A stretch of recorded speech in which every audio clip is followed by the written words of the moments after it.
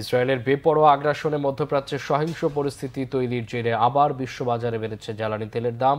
এই পরিস্থিতি আরও টালমাটাল হওয়ার আশঙ্কা করছেন বিশ্লেষকরা। বৃহস্পতিবার সকালে ব্রেন্ট ক্রুডের দর 1.27% বেড়ে $74.84 এবং ওয়েস্ট টেক্সাস ইন্টারমিডিয়েট ক্রুডের দর 99 সেন্ট বেড়ে $71.09 পৌঁছেছে।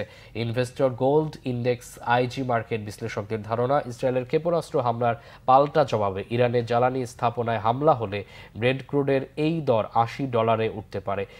বিশ্লেষকদের দাবি, মধ্যপ্রাচ্যে সহিংসতার কারণে ভূ রাজনৈতিক সংকটের মধ্যেও বাজার পরিস্থিতি মোটামুটি শান্ত ছিল, কিন্তু ইসরায়েলের বেপরোয়া হামলা আর সহিংসতার বিস্তারে তেলের বাজারে টালমাটাল পরিস্থিতি আরও নাজুক হওয়ার আশঙ্কা রয়েছে।